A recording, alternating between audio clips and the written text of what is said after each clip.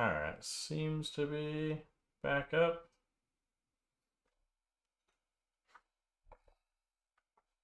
That was my fault. But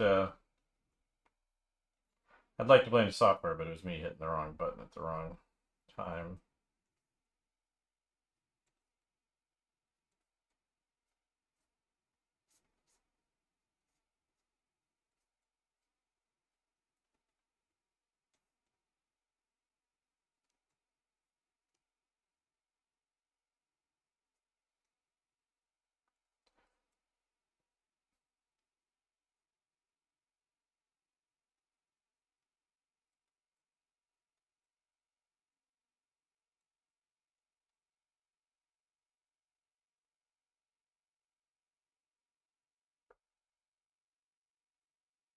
But yeah, there's different advantages to different programs. I like to bounce around, so do need to pull out Clip Studio Pro. Maybe after spring break concludes, I can look at that.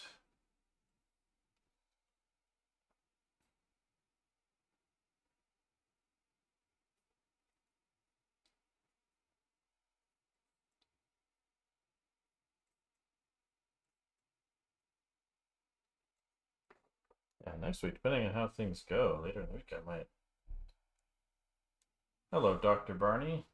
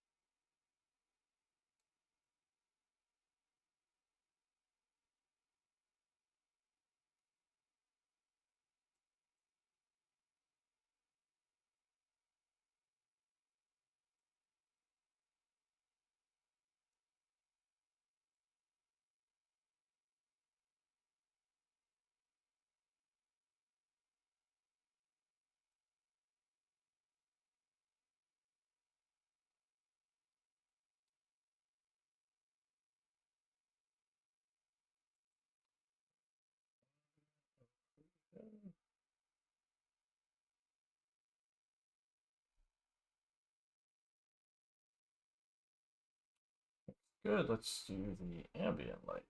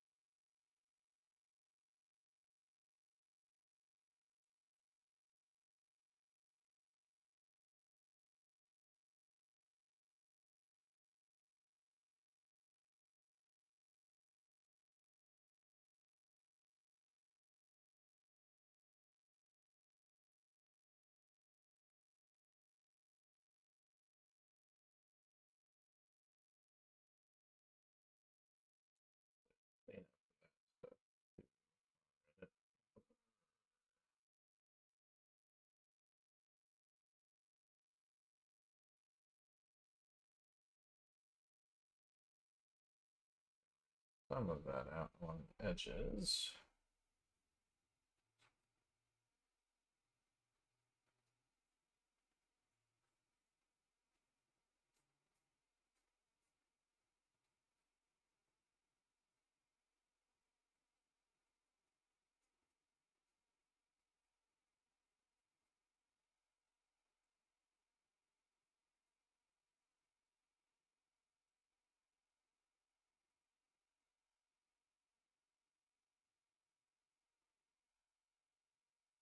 Good evening, everybody. Pop it in.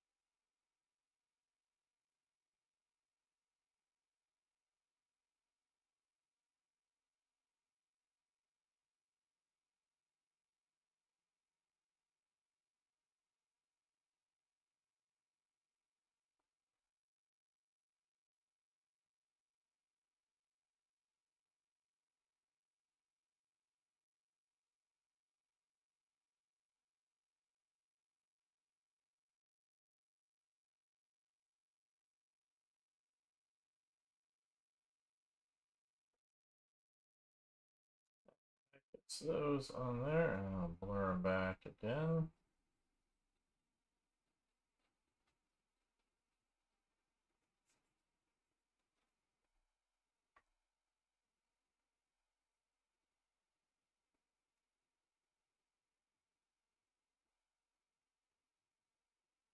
Not that many, actually. If you look over here, you pretty much see all the ones that I'm using. But I have a group here that has all the different parts of the light on it. And so it has 7 listed. You can do more than that, but I have 7 for the light, and then 4 for the base colors down there. So the lighting, those are all in different layers. So if I turn these off, and this is the unfinished one, so I'm working on this one. This is what it looks like with the lights off. And then I have one layer for the main shadows. So cast shadow and form shadow. Another for ambient occlusion. Another for the ambient light. That's what I was just working on. And you got some bounce light. And subsurface scattering. Highlights. And then specular highlights. So, when it's all the way done, this one's a little bit more, these things are kind of finished, more finished over here. Maybe a little one right there, this big one right here. So I can turn all the lights on here. It kind of looks like that. Whereas if I turn all the lights off, it looks like that.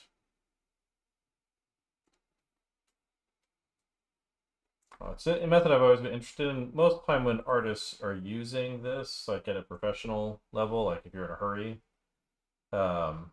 what they'll typically do is, let's see that layer, is they'll do it kind of to start with, so they'll get everything established that way.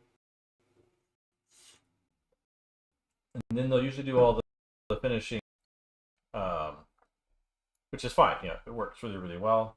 It's not, it's not a moral decision to do that or not do that. But I'd like to carry it all the way through, so that I'm kind of using it for the whole thing. It does have one drawback when I do it that way. That is, my drawing has to be on point. Because once I really put those flats in, it's really hard to change them around a lot. But I do like the effect, so I do it anyway. But maybe if I was doing something like this for a client, I might keep it this way if that's what I agreed on. But I also might say, hey, a little faster if I don't. But the advantage to doing it this way too is that if I wanted to change the color of something, so if I look at this and I wanted like a big yellow smiley face or something here, I can put this in and it kind of picks up the light effect. Or if I wanted something, blue down here, it keeps all the lighting, even though the other stuff is, it doesn't change the light. So if I want to adjust the color of these things over here so they're, more pinkish, I can do that, and it keeps all the lighting on there.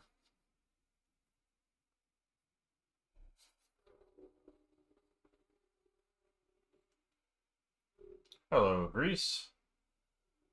Isn't it a little late there? I have another Greek that likes to come in here. He goes by Socrates. He's a cab driver out there in Greece. Never been there. I do want to go to Greece, but I haven't had the opportunity.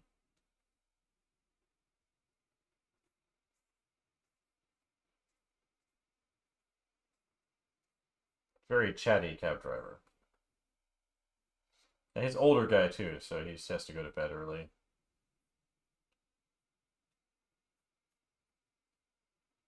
Yeah, I'm in Richmond, Virginia. Those that don't know, if people are sticking around here, I'm a college professor. I'm assistant professor at Virginia Commonwealth University for concept art. So that's my day job, and it's a really good one. I really like the school. I like the people I'm working with. Students are a lot of fun as usual. It's not my first university. Maybe my last. We'll see. Yeah, I've only heard good things. I did make it over to Italy, but not over to Greece yet. There's certainly a lot I want to see there because I have like classical art, and Greece is the home of where all that started. So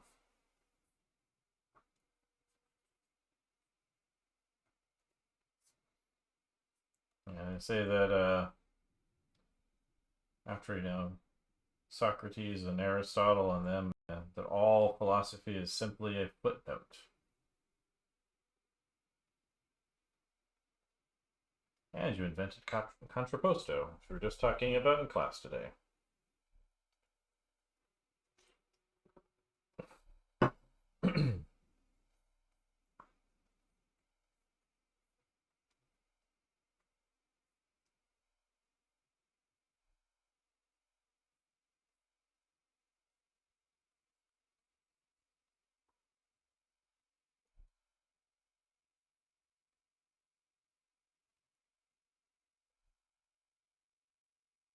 Alright, rough that in. Now let's go ahead and select ambient occlusion, make sure we don't have any of that sitting in there.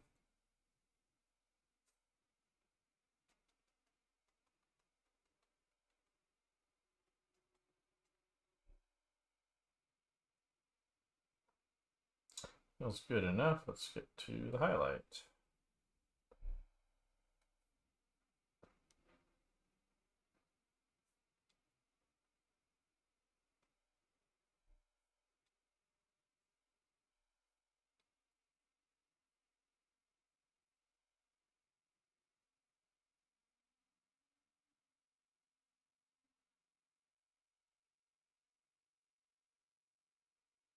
Oh yeah?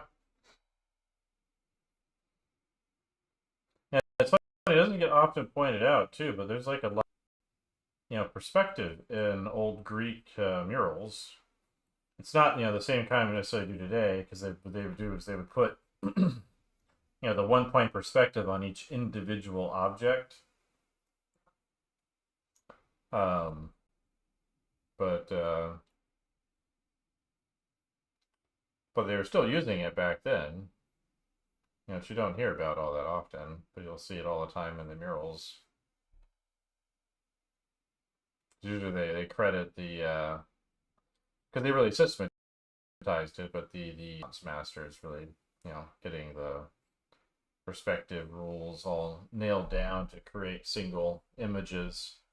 Because the way the Greeks used it, it was again on each individual object, so it wasn't a whole holistic kind of thing. But it's still there.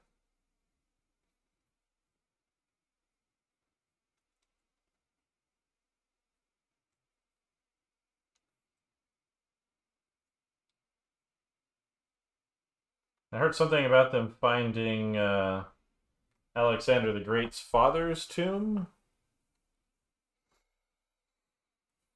I saw there was something about that somewhere in the news.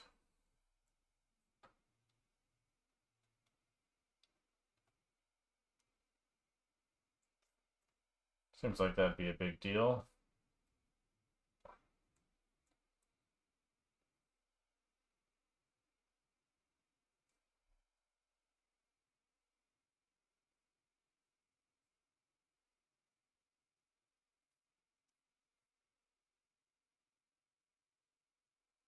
Oh, so they kind of made a final determination. Though I think Alexander the Great, his tomb is hidden, if I recall. Like that's part of his story, right? He had it hidden somewhere,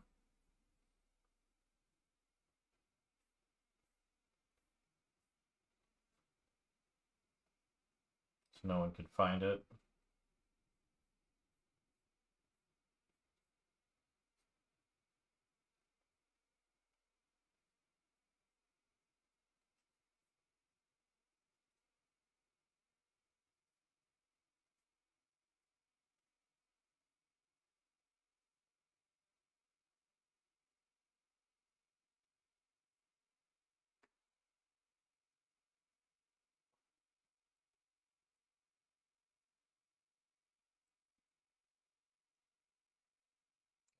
Let's turn on specular highlights.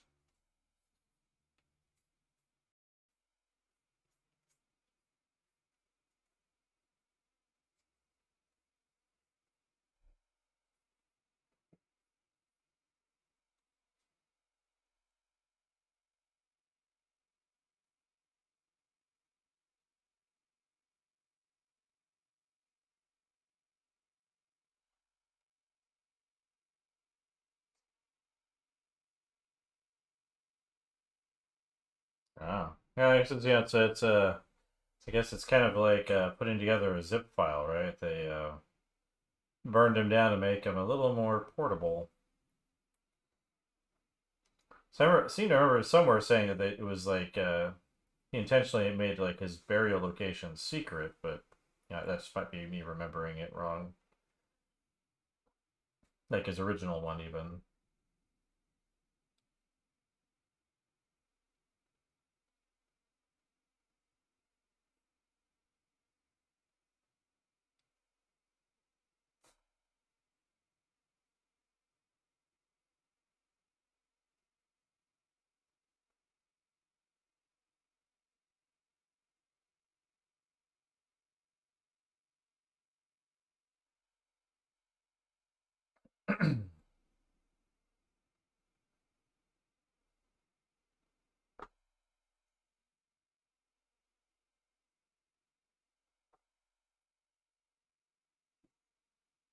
Oh, okay. So maybe it wasn't so secret then.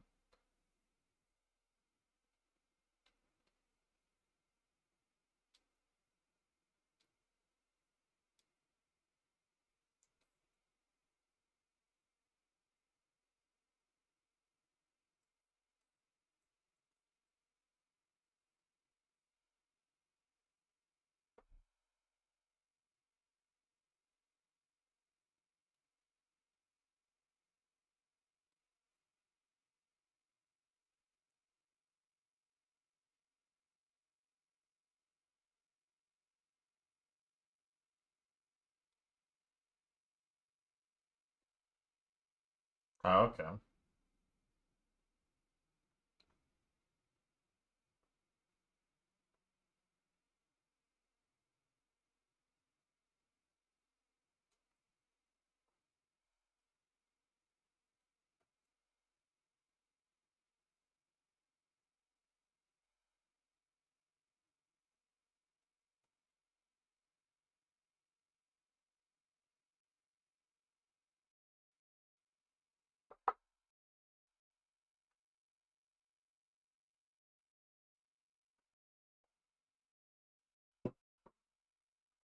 Oh, yeah, if you got a sitting on a piggy bank, you might as well use it, right?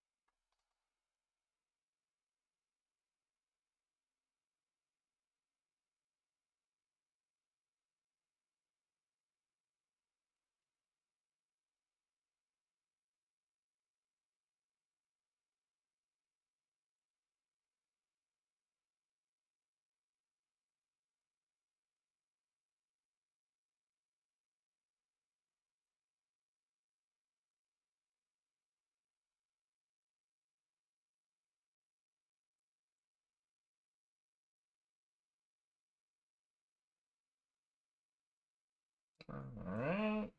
Bounce light. Clean that up a little bit.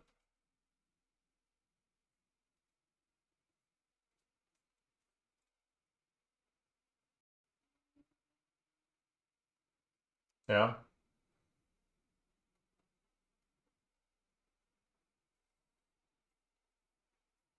Like I said, it's definitely on the list of things I do want to see.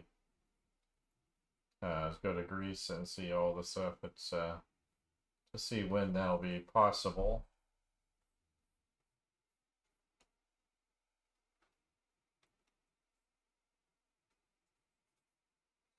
But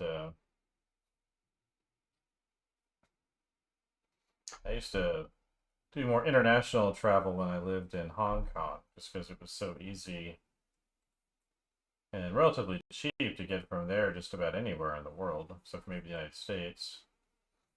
But like even flying to Europe was cheap, and because it's a major international hub. I guess the issue with the U.S. is just flying to particular cities where I have family. So like if I was flying to New York or San Francisco, probably a lot cheaper. But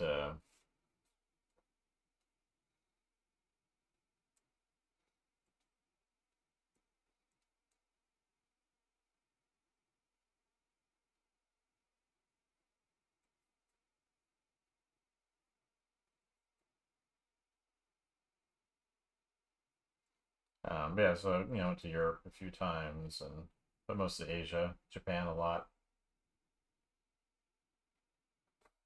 Yeah, you live right next door. It's just right over the pond.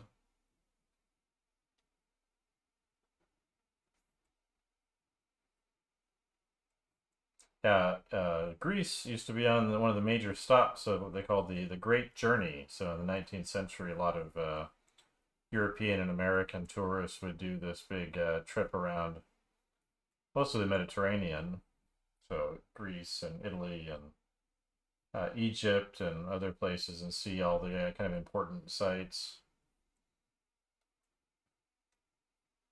It's like a big life journey thing for kind of bourgeois families, especially out of the new merchant class, so they could take in their history and culture.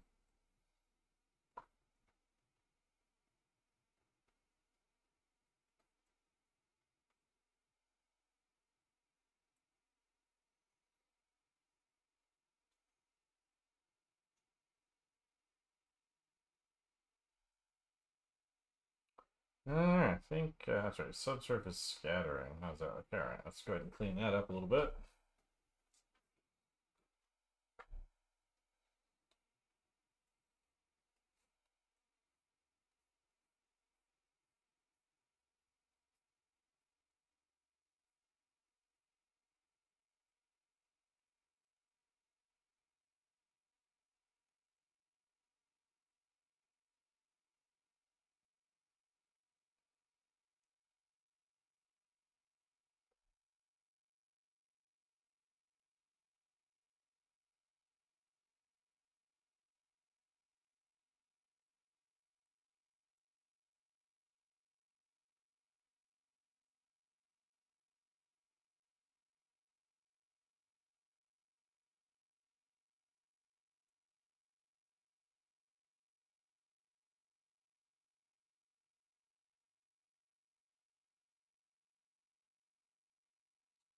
In Asia, epic site. So I went to a Utaya in Thailand. Um, so it's it feels like it's one of those kind of ancient cities. It's actually not that old. Aha, that's where that's coming from. But it's this abandoned former capital of Thailand that people can go tour, take pictures of. Um, Forget the name. I mean, I went to Mount Fuji. And that's a pretty impressive place. I didn't go to the top, obviously, but did a little tour of that and some of the other areas that were kind of nearby. Of course, there's all those, forget the name of it, the big Torii, the really long Torii gate in, I think it's nearest Osaka, or Kyoto. It's like, but it's, yeah, it's a long series of the Japanese Torii gates all winding around this mountain. It's a, you know, major Shinto site.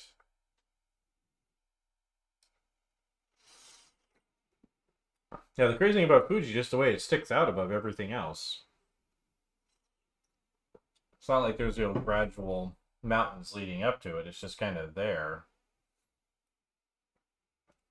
It was my first trip to Japan too, so I saw, you know, Tokyo and that for a couple weeks before a school semester started when I was teaching there.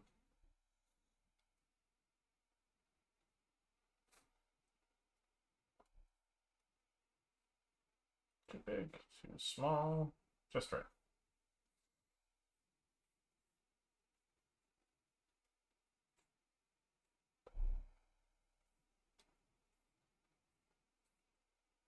In Italy, I really like the what's it called, the Pantheon, the big since Christian church now, but it used to be a Roman temple. And that's pretty amazing, incredible space. And I thought it was more interesting than the Colosseum.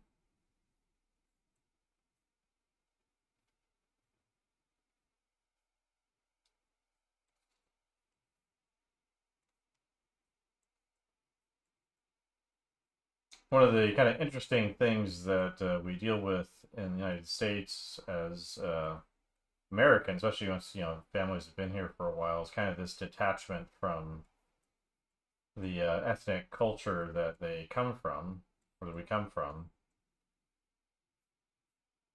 So, you know, the loss of the language or the religion or the cultural traditions happens pretty quickly here.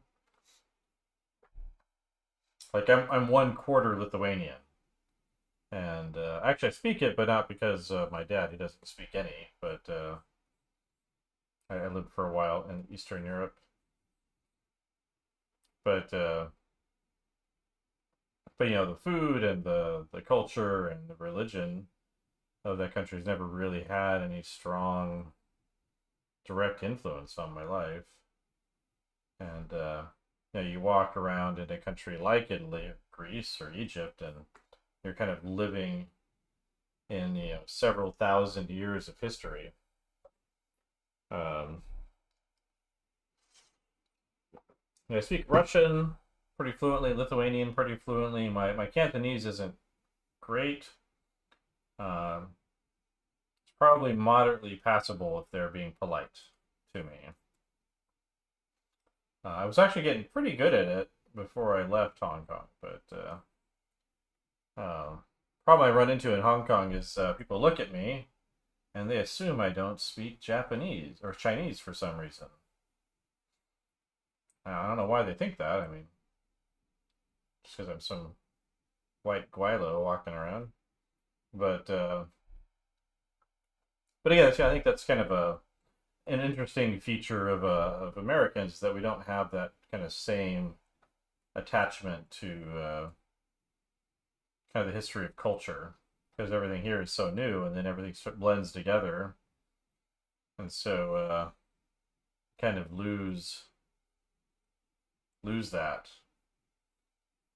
which makes everything here new. Which is also, you know, a lot of reasons why like immigrants like coming here is they like, some of them really like escaping those aspects of their culture. Like I knew a student at my grad school was Japanese, and she was in the United States for a long time, and she and her husband had ended up moving back to Japan due to his job, but she didn't want to go back because she really liked, you know, how she could do things differently here than she could in Japan, where you had it's a much tighter system. So, you know, advantages and disadvantages, But yeah, even if like you're a Greek person and you're not that familiar with your culture, you're still walking around in it every day. Like it's just part of the air that you breathe.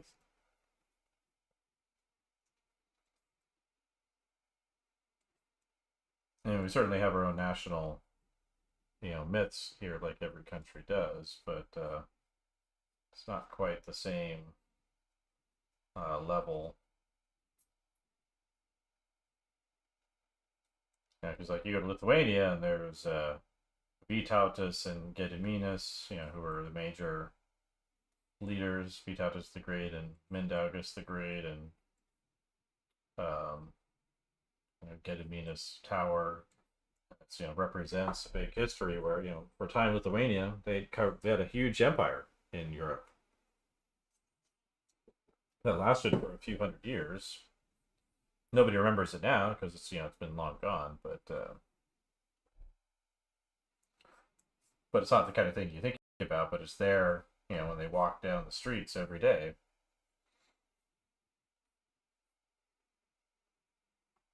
I grabbed this one.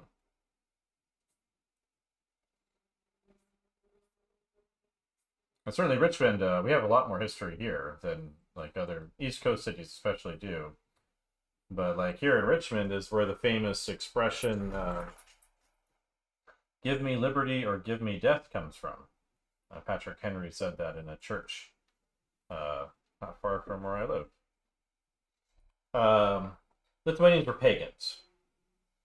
I think, as far as I understand, they're the only European country to really adopt Christianity without war. So they actually beat back the Germanic Teutonic Knights, and then later accepted Christianity on their own will, their own free will. You see a lot of their kind of pagan traditions embedded in their Christian, kind of their unique Christian symbols. So like they have a statue of Christ that's kind of he's sitting looking sad with his head kind of in one hand, leaning to the side. It's a very common statue you'll see all over when you can get, it is a tourist object, tourist a souvenir, but it's from an old pagan statue that looked pretty much the same. They just swapped out the figure in it, which is a pretty common thing in where Christianity was adopted. But then they're kind of unique crosses that they make that are very kind of based on kind of a folk art tradition.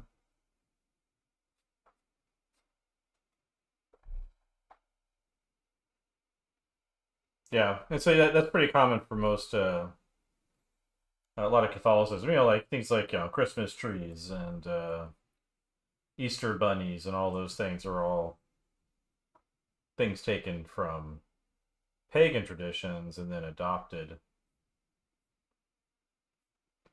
into Catholicism.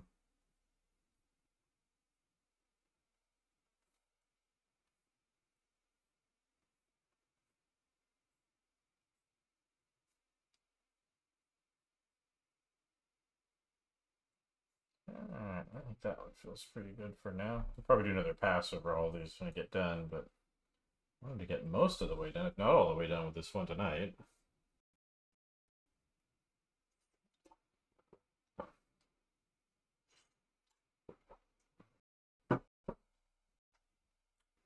Alright, this one's next. So this is kind of a rough one. This is where I've done the rough on it. So I'm going to turn off my lights. Turn back on the shadow. Turn on my drawing.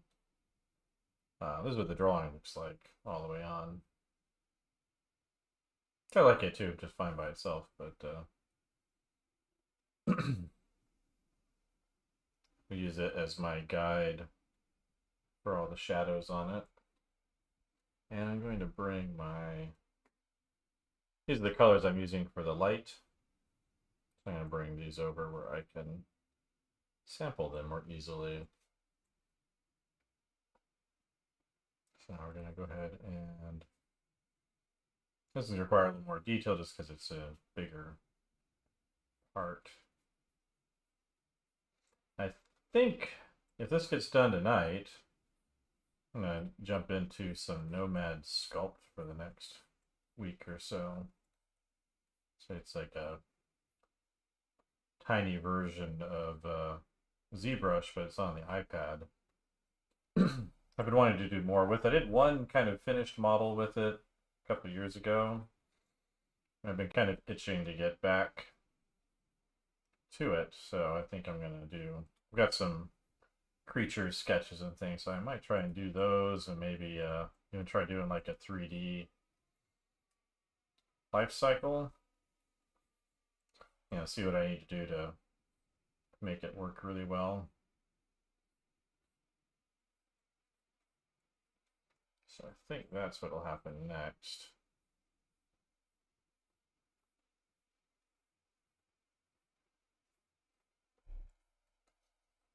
I don't know where that line's coming from.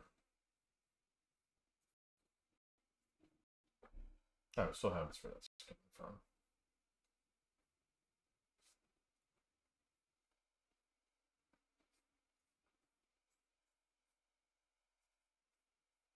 Now let's put the shadows back on.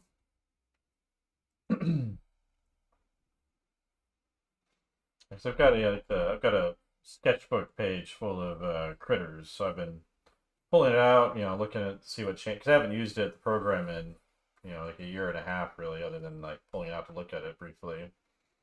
It's really easy to use, like it's really nice. I just haven't been back to it.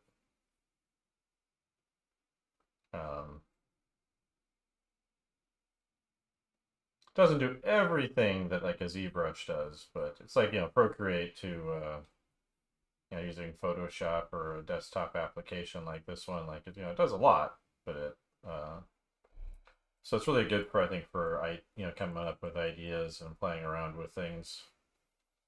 Would never recommend doing like a finished production model in it for like a animation or something necessarily. Like it's hard to retopologize things in it, but that's not what it's for, so not a big deal. But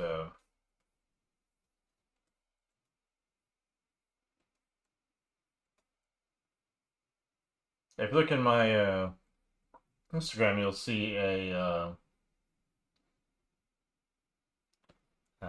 octopus that I did in it. Somewhere I've got a render I put into a.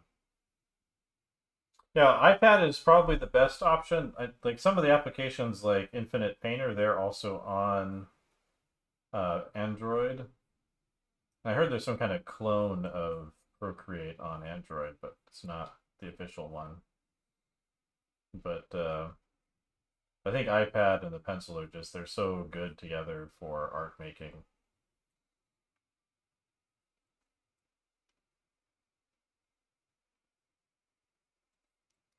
So, in fact, my digital concept design drawing class that I have at the university, most of the students are using iPads and Procreate and Clip Studio. I think Clip Studio on the iPad, though, you have to have a subscription, which is annoying. So, I guess if I had long-term plans for Clip Studio, it'd be less of a bother for me. But it's funny, the students they get Photoshop for free and a lot of the iPad applications that are Adobe based for free as students. So I'm always recommending, well, you got it for free, use it, learn it, because if you're working in a studio, you probably need to use it. So at least for now, we're not requiring specific materials.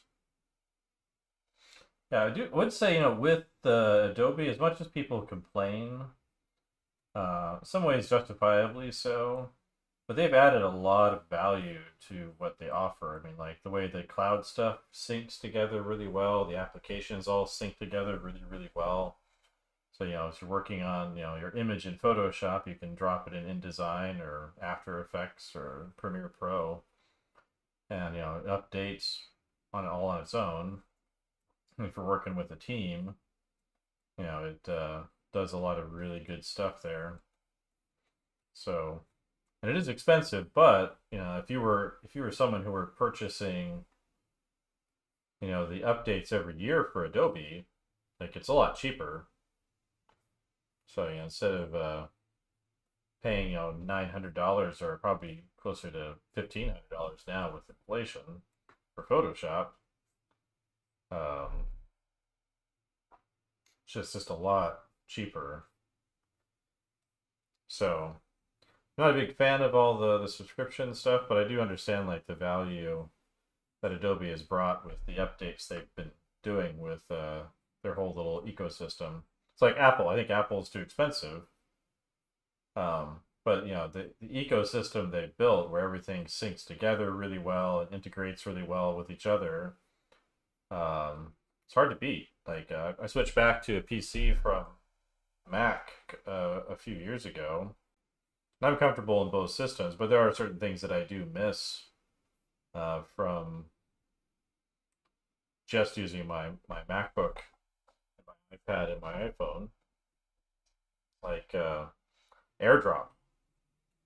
It seems like a silly little thing, but I use that all the time. I need to update this a little bit in here. So just being able to drop things really easy. I mean, I work around that, using Google Drive and other things, but it's just so nice to be able to just like send it over real easy. Actually, there's workarounds. I have those, but just the way it was so integrated, so seamlessly, it was just so good, so helpful. Similar with like on a Mac, you hit the space bar and it makes the image that you're looking at fill the screen, or the document you're looking at fill the screen, even if you haven't like officially opened it yet. And, as an art teacher, I loved using that, and I don't, don't really have that on the PC. You have to like go in and change your icons to large or open it up in photo or whatever. Just little things like that. But I also don't think those things are worth the price of the device.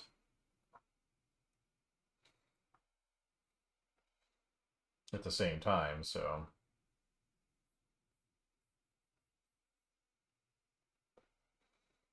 there's that. But they are definitely kind of noticeable things to me. There's probably applications to replace some of them. It's like I have something I can use to broadcast. That's something you could do. You could broadcast from your iPad to your Mac really easily. I had to get a separate application for that, so I can use that on Bluetooth.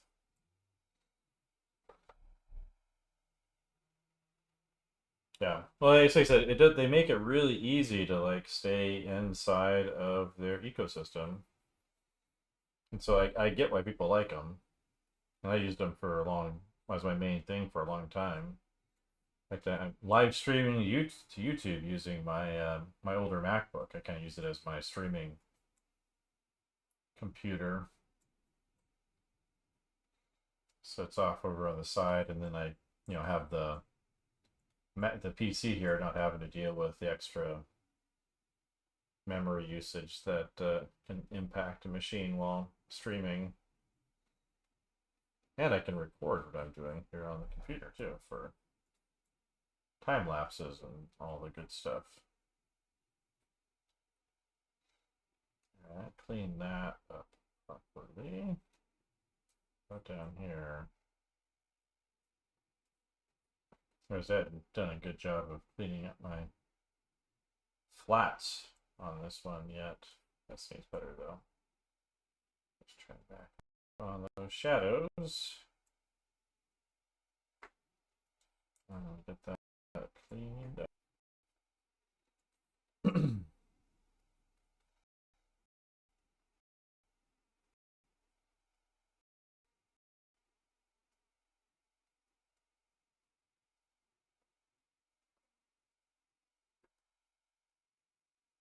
Yeah, so there's there's advantages and disadvantages, and there's substitutes for like even if you're unhappy with Adobe, you can use there's other vector apps, there's other very competitive video making applications and illustration applications that are all relatively inexpensive. So it's not the biggest deal if you don't have full access to it. Yeah, have a good night in Greece. Or hopefully it is not actually greasy.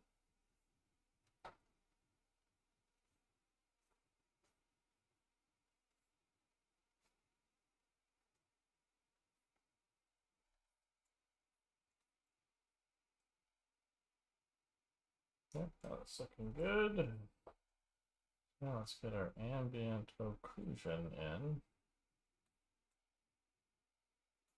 So let's pull that ink drawing back some more. Just pull it off all the way.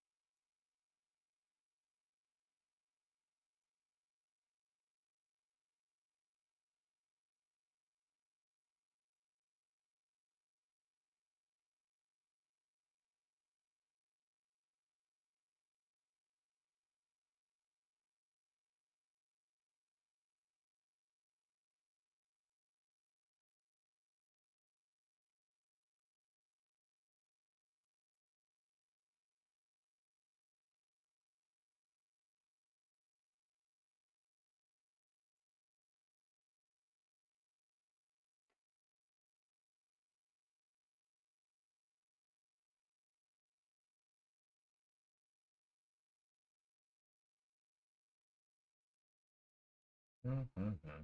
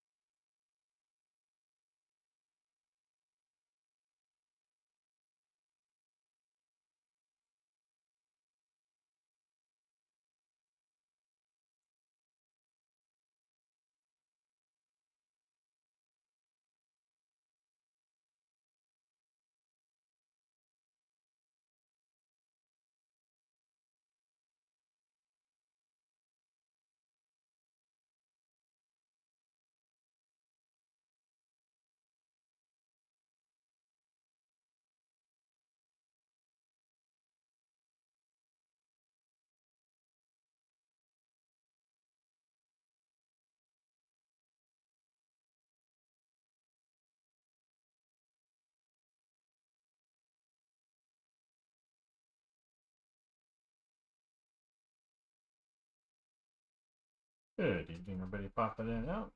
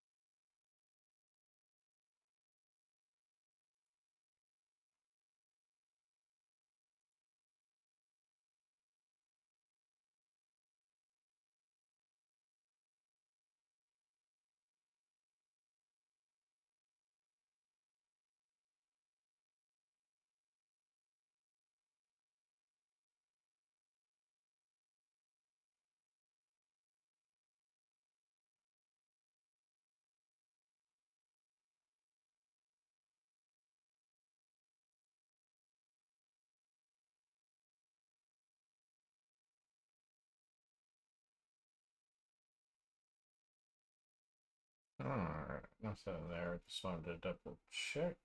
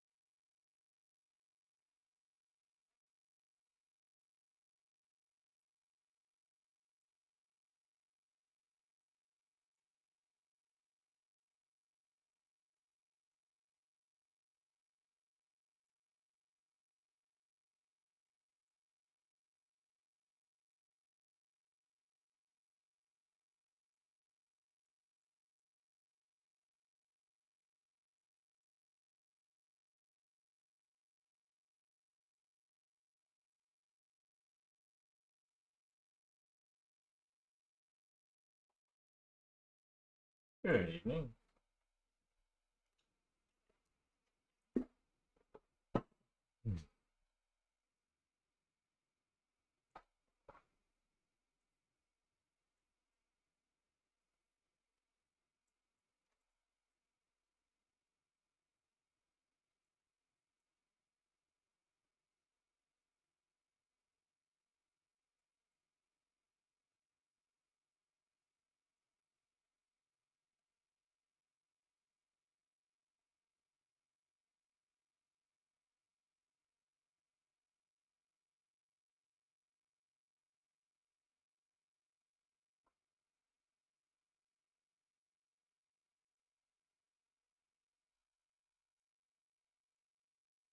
Except it is ambient light.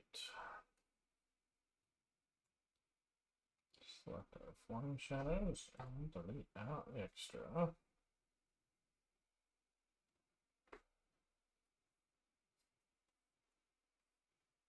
Take that really good anyway, but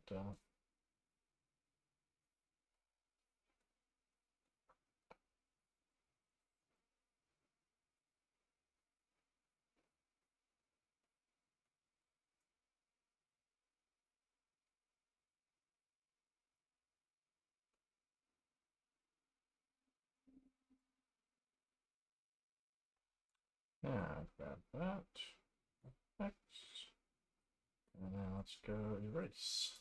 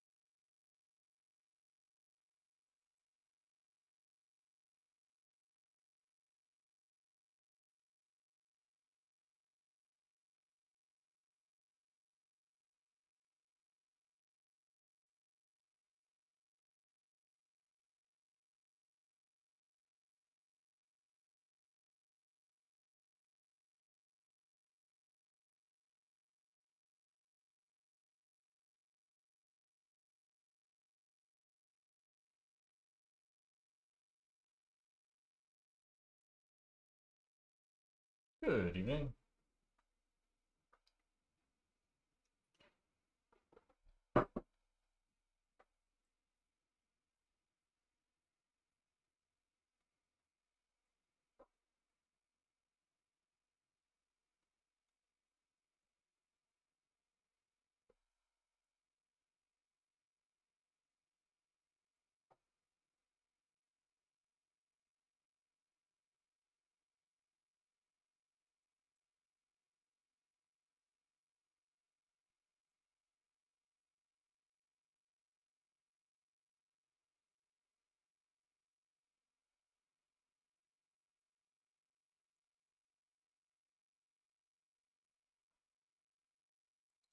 Alright.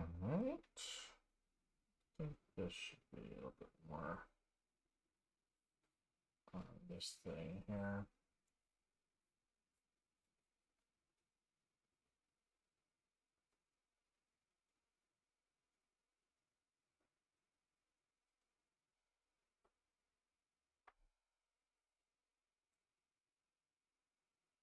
Okay, light is done, so highlights are next.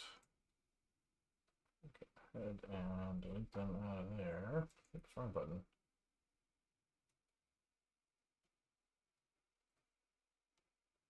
There we go.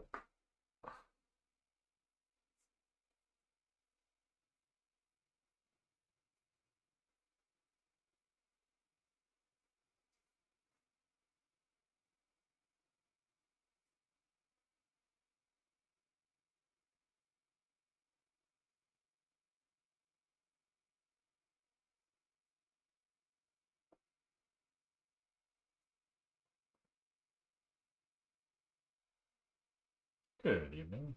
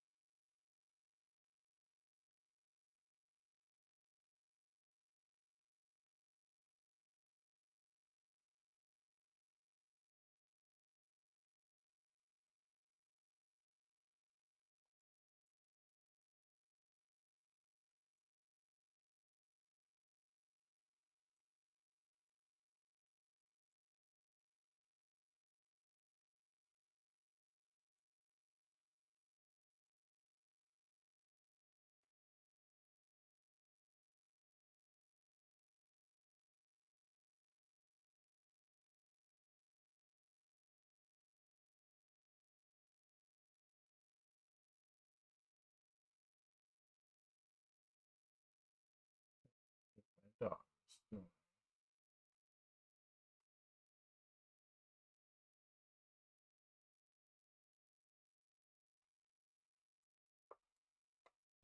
Dog snoring.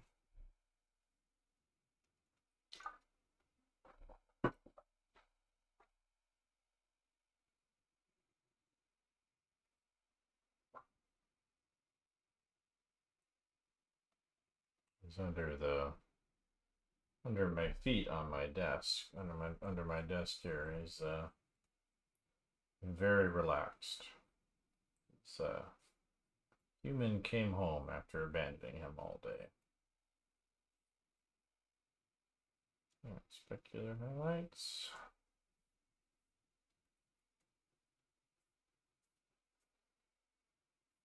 I put the webcam for him up on the YouTube stream, but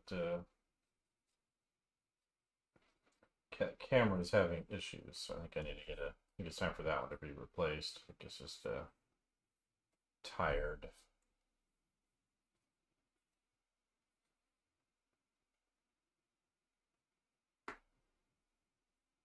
If you know what I mean.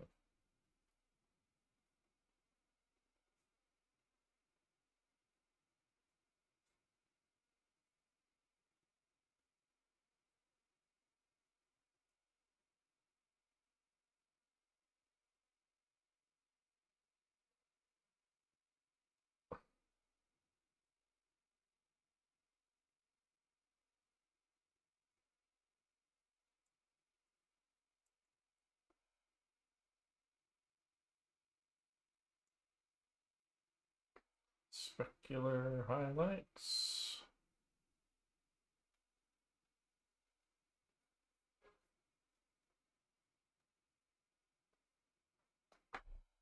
Yeah, so fix the mask over in Photoshop later on, I think.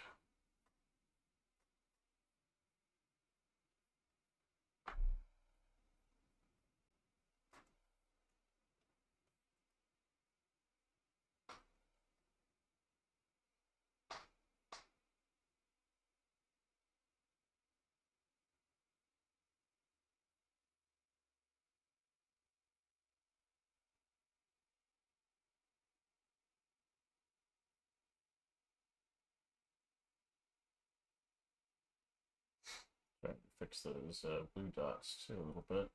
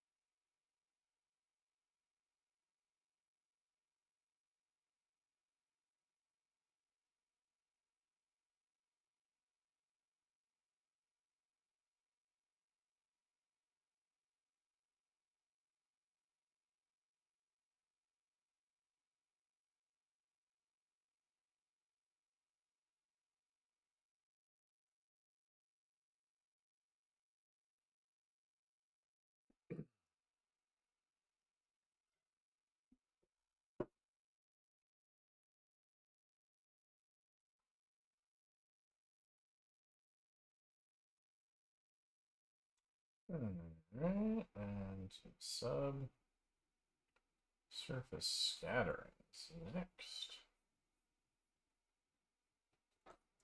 Yeah, we might be able to finish this one effectively tonight. Should be great.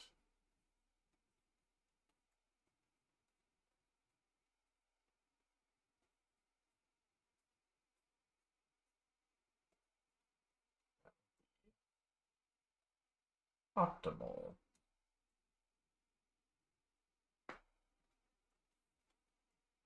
Makes me feel like I'm making progress on my goals.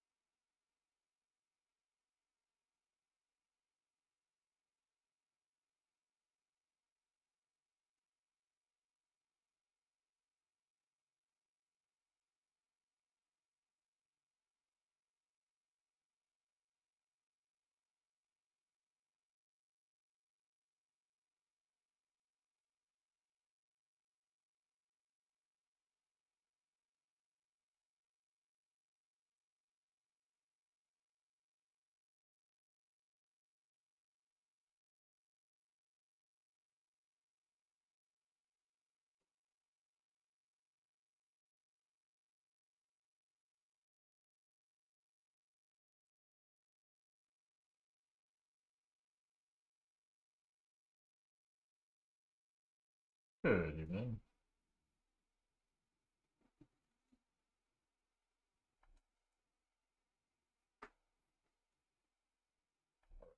Work that stuff on the inside back.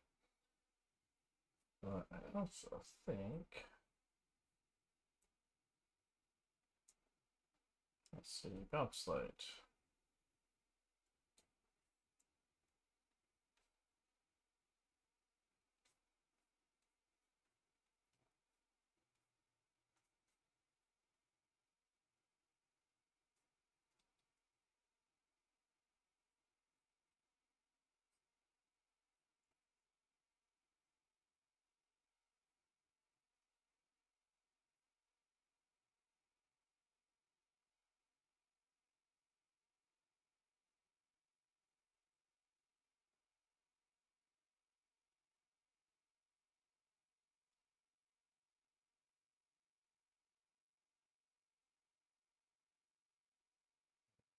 Big stuff on, then cut it out. And then erase off the remainder I don't need.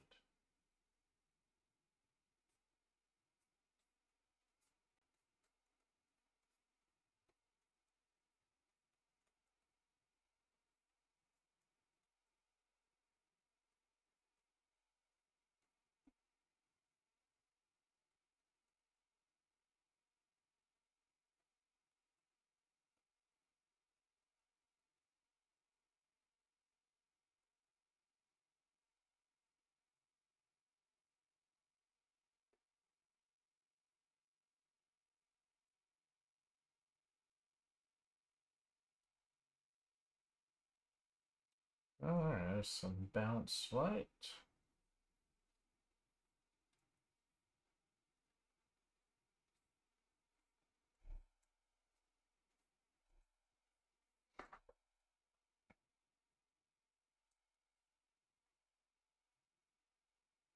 Alright, worked our way all the way around.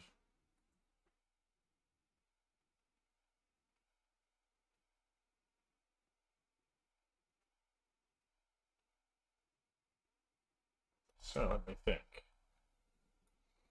Got 20 minutes left, so I guess it's time for a little cleanup. So I guess we could just work our way back around. So where does these little dots coming from? Not there. Gotta be on top. There. Go down here. Nope. About canvas? Maybe. Yep, there.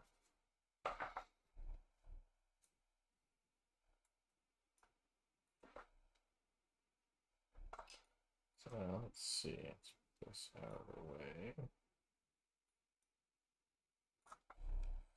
I was thinking about darkening the ambient occlusion a little bit.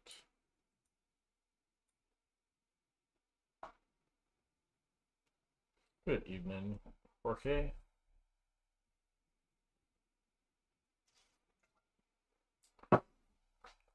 Pretty much done with it. I just want to do some tweakages to it.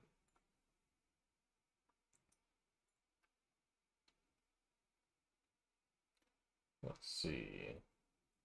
There were certain things I kind of liked about this thumbnail though that aren't here, but maybe that's a plan for another time.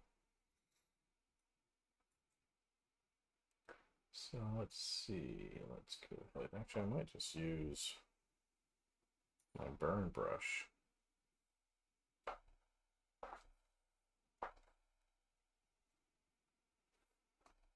Come up here, just like juice it up a little bit. Darken with those ambient.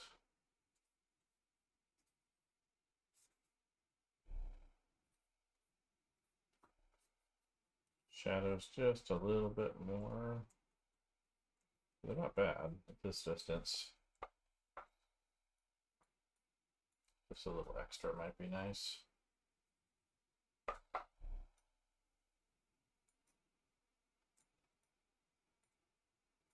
Yeah, so I think we're just going to jump in and do some edge tweaking now.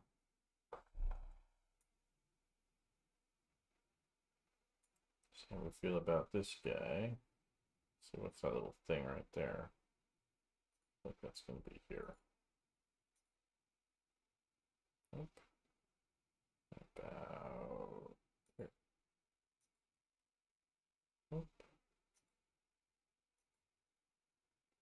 Might just be in the shadows. Let's grab our palette.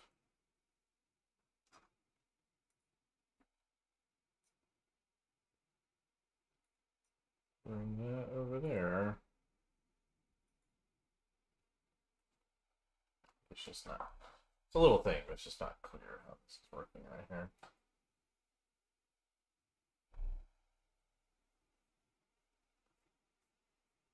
That's much better.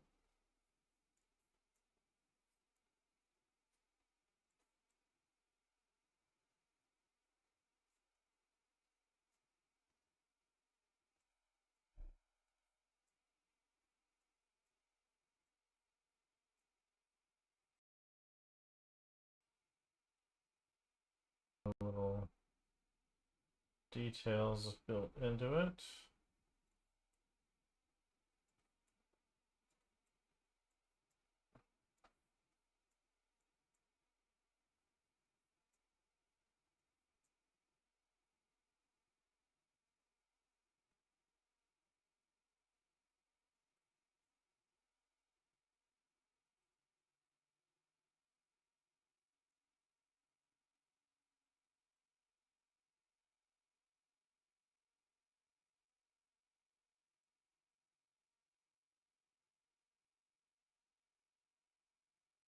So you can use a little tweak. Just too harsh there.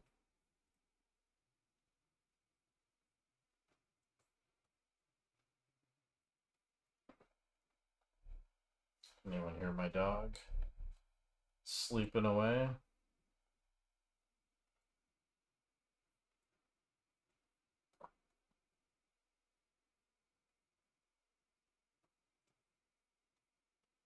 Likes to sleep under my feet. Helps him keep track of his human who wanders off all by himself from time to time. It's very dangerous to do that, and it's not fair.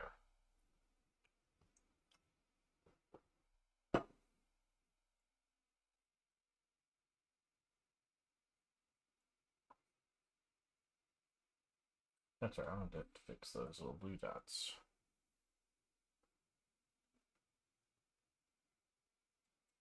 Let's fix those little dots up here real quick. Touch up their shape.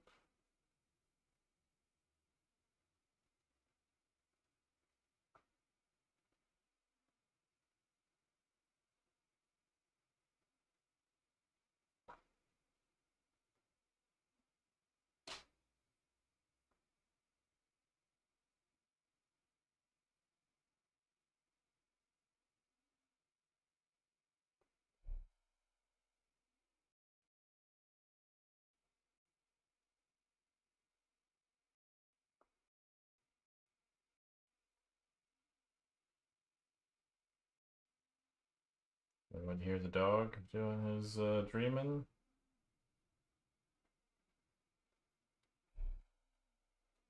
Let's blur these.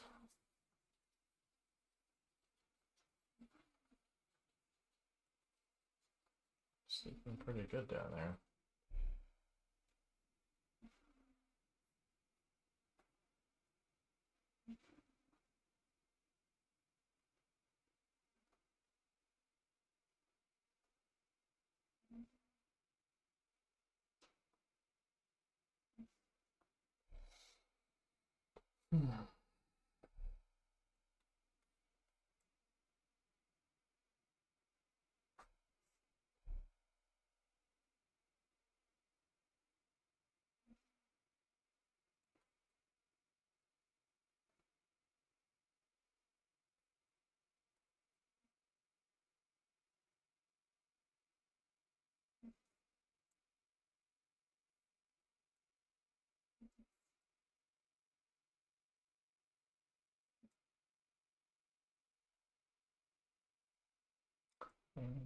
Blur.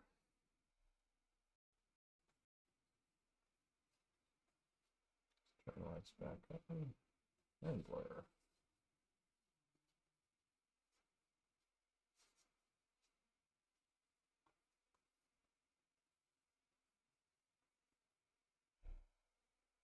Alright, that feels good. There's definitely a touch-up I wanted to make.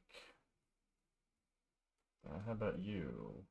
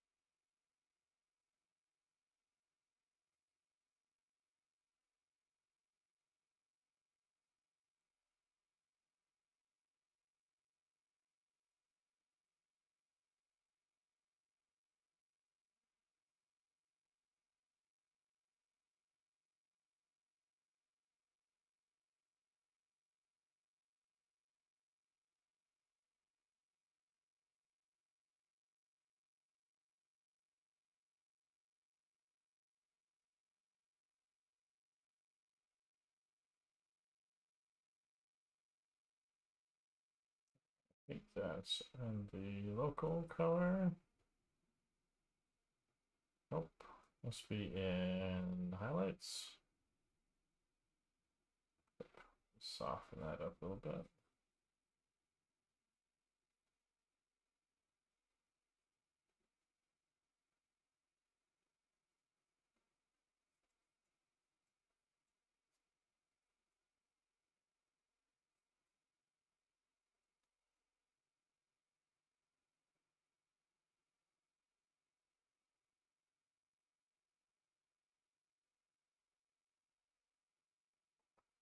Good evening, everybody popping in.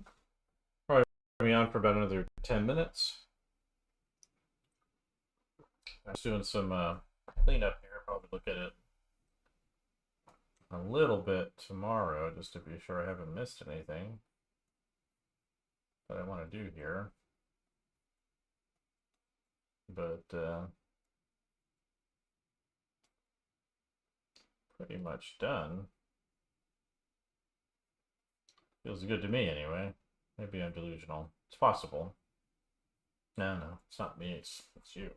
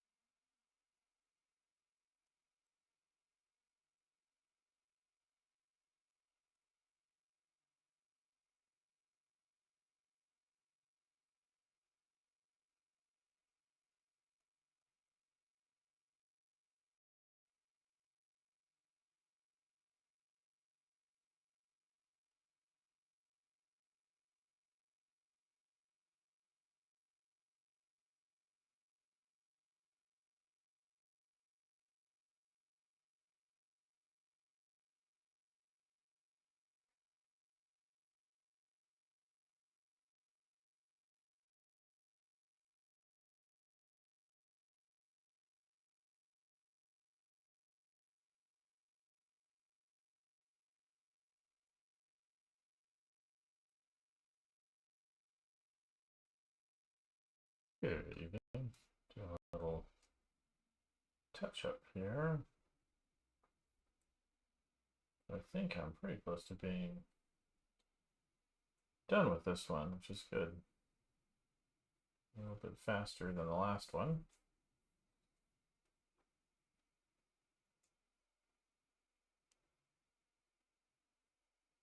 Looks like that's built into its color. I probably need to blur those inside elements so they sit back a little bit further. But yeah, I think we're pretty close to being done.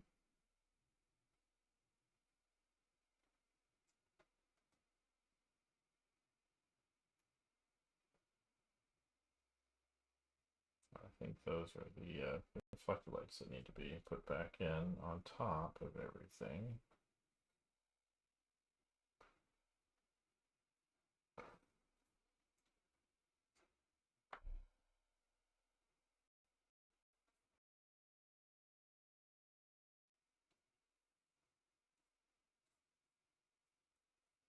Yeah, that's a little better.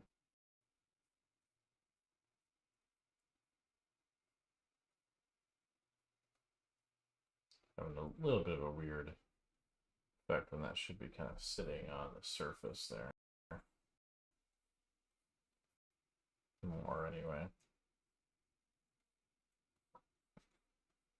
But yeah, I think we just need to have the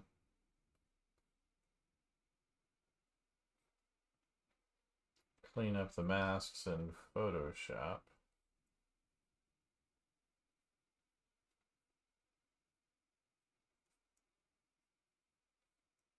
Just so it's nice and crispy.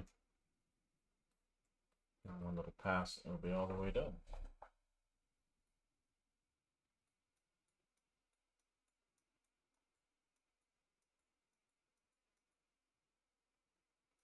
Good evening. Let's see if I can push some of these ambient stabs just a little bit more under here.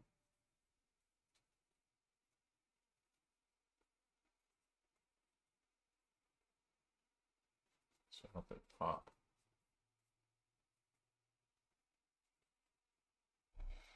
A little more.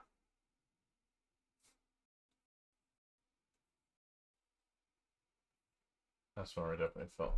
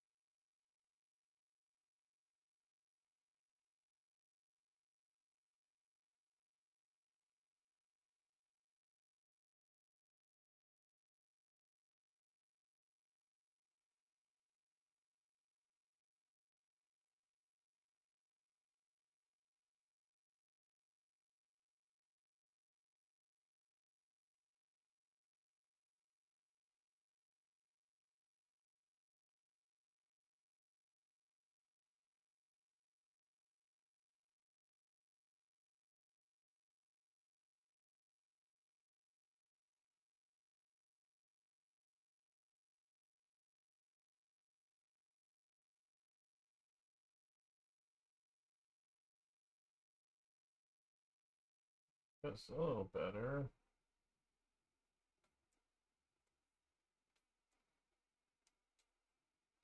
I don't like how I handled that, so we're gonna push that out a little bit, I think, by erasing the shadow here.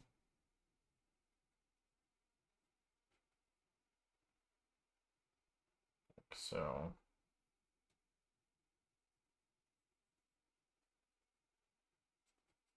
Just so that can stick out a little bit more.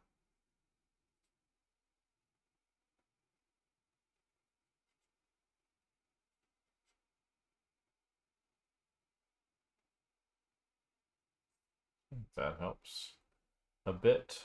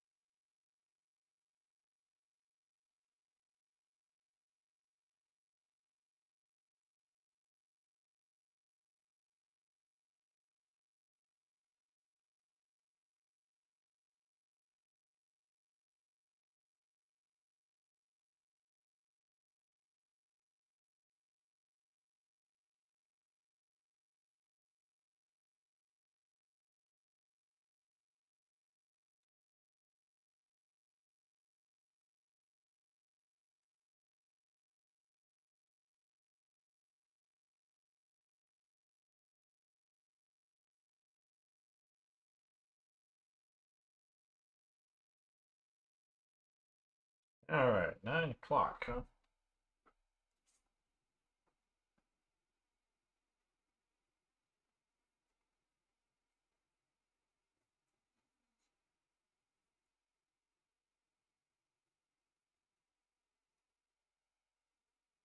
All right, I think I'll call it here for tonight. Probably touch this up on my own later and start something new tomorrow. So thanks to everybody that came in. Appreciate it.